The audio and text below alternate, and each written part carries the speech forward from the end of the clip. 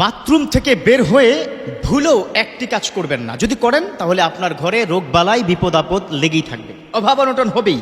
অনেকে প্রশ্ন করেন, হুজুর কেন, কি কারণে? বলছি, খুব মনোযোগ দিয়ে শুনবেন। এখন থেকে 30 বছর আগে বাইরে যখন বাথরুম ছিল, অ্যাটাচ ছিল না, 30 বছর আগে, তখন ওটা নিয়ে আমার কোনো অবজেকশন নাই। But my objection is attach bathroom নিয়ে। অ্যাটাচ বাথরুম সেটাও আমার অবজেকশন না, বাট অবজেকশন হচ্ছে বাথরুমের মধ্যে গিয়ে কি করেন। আমরা বর্তমান সময় অ্যাটাচ বাথরুম পাওয়ার পরে খুব বেশি পরিমাণ, যুবকরা তোমরা খুব বেশি পরিমাণ করো, এই ছেলে তুমি কিন্তু এটা করো, সেটা হচ্ছে খোলামেলা হয়ে তোমরা কি বাথরুম করো না? খোলামেলা হয়ে কি গোসল করো না? এখান থেকে যে তোমার বিপদ আসে তুমি সেটা বুঝতে পারো না, অনেক বিপদ হয়। তাহলে বাথরুমে যখন তুমি প্রবেশ করবে, তুমি কি করে প্রবেশ করবে, কেন প্রবেশ করবে, আল্লাহ রাসূল কি শিক্ষা দিয়েছেন? Listen to me very very carefully. আমার বিশ্বনবী তিনি কি শিক্ষা দিয়েছেন? আমার বিশ্বনবী তিনি শিক্ষা দিয়েছেন, যখন তোমরা বাথরুমে প্রবেশ করবে তখন তোমরা বাম পা দিয়ে প্রবেশ করবে এবং প্রবেশ করার সময় তোমরা একটা দোয়া পড়বে, আল্লাহুম্মা ইন্নী আউযু বিকা মিনাল খুবুথি ওয়াল খাবায়েস। ও আমার উম্মতরা শুনে রাখো, বাথরুম হচ্ছে শয়তানের জায়গা, বজ্জিনের জায়গা। কি বলেছি? বজ্জিনের জায়গা, শয়তানের জায়গা। এই বাথরুম, সেখানে যখন তুমি প্রবেশ করবে তখন এই দোয়াটা পড়বে আর বাম পা দিয়ে প্রবেশ করবে। কেন? কারণ হচ্ছে আমার বিশ্বনবীকে বলেছেন সেখানে খান্নাসটা থাকে, খাবিসটা থাকে, বজ্জিন্নাতরা সেখানে থাকে। এজন্য বলেছে আল্লাহুম্মা ইন্নী আউযু বিকা মিনাল খুবুসি ওয়াল খাবায়েস, আল্লাহ আপনার কাছ থেকে শয়তান ও খবিস, খান্নাস, বজ্জিন থেকে হেফাজত চাই। এর মানে কি বাথরুমের মধ্যে সেটা আছে। এবার আসুন, বাথরুমে গিয়ে খোলামেলা হয় কি গোসল করার পরে অনেক ধরনের রোগ হয়। এর মধ্যে একটা বিশেষ রোগ হচ্ছে যৌন রোগ, অনেকের হয়।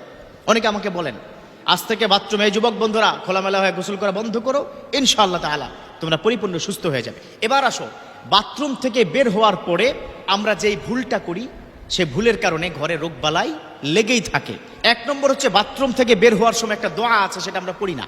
এই পড়ো, তোমরা পড়ো নাই, পড়তে হবে। বাথরুমে ঢুকতেছো, শয়তান থেকে আশ্রয় চাইবা, বাথরুম থেকে বের হবা, আল্লাহর কাছে শুকরিয়া জ্ঞাপন করতে হবে। কারণ একটা রিল্যাক্সের জায়গা হচ্ছে বাথরুম, তাই না? ভোগে সুখ নয়, ত্যাগেই সুখ। এই ডায়লগ কি শুনেছো? তো তোমরা শুনেছেন আপনারা? হ্যাঁ, ভোগে সুখ নেই, ত্যাগেই সুখ।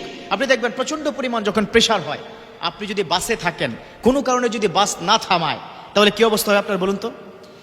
অথবা কোনো অফিসে আছেন, বিশেষ কাজ, বসের সামনে আপনি কি দাঁড়িয়ে গেছেন, স্টুলের প্রেশার অথবা ইউরিনের প্রচন্ড পরিমাণে প্রেশার, সেটা যদি আপনি ত্যাগ না করতে পারেন, কষ্ট হয় না?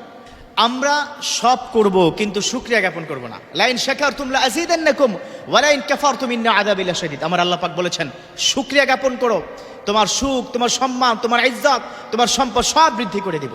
ওয়া লাইন কাফারতুম ইন্না আযাবি লাশাদীদ। না শুকরিয়া করবা, শেষ, বৃদ্ধি করে দিব না। ইন্না আযাবি লাশাদীদ, you have to realise it, I have a lot of painful punishment. তাহলে বাথরুম থেকে বের হয়ে কি করব? এই বন্ধুরা কি করব? দোয়া পড়ব। আর আরেকটি কাজ, বাথরুম থেকে বের হওয়ার পরে আমরা বাথরুমের দরজাটাকে লাগিয়ে দিব।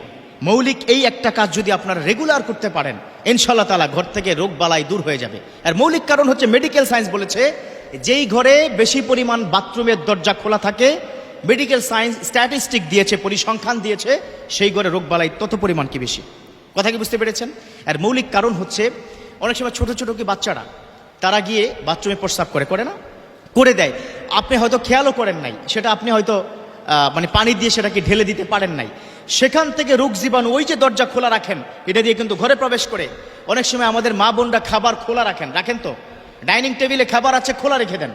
এ খোলা রাখার কারণে ওখান থেকে বাতাসে উড়ে ব্যাকটেরিয়া, ভাইরাস আপনার খাবারের মধ্যে পড়ে যায়, আপনি সেই খাবার আবার খাচ্ছেন, এজন্য আপনার গ্যাস ফর্ম করছে, পেটে ডিস্টার্ব দিচ্ছে। আপনার পেটে ডিস্টার্ব দিয়ে গ্যাস ফর্ম করলে কোথায় যেতে হয় বলুন তো? হসপিটালে যেতে হয়।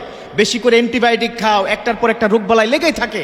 তো আপনার ইনকাম হচ্ছে ফিক্সড, খরচ যদি বেড়ে যায় দ্বিগুণ হবে। এজন্য আপনার ঘরে অভাব অনটন কি লেগে আছে।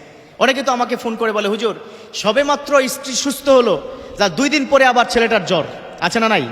আছে। হুজুর কি বলবো, তার কয়দিন পরে আমার মা অসুস্থ, তার কি পেট খারাপ। কেন হচ্ছে? সবার আগে কি কারণে হচ্ছে সেটা আপনি ফাইন্ড আউট করেন। সো আজ থেকে বাথরুম থেকে বের হব, সুন্দর করে হাত ধোবো, দোয়া পরে বের হব, অবশ্যই বাথরুমের দরজাটা লাগিয়ে দিব। আল্লাহ পাক আমাদের প্রত্যেক মা বোনদেরকে, বিশেষ করে মা বোনদেরকে, যেহেতু তারা ঘরে থাকে, তাদের বুঝার ও মানার তৌফিক দান করুক, আমিন।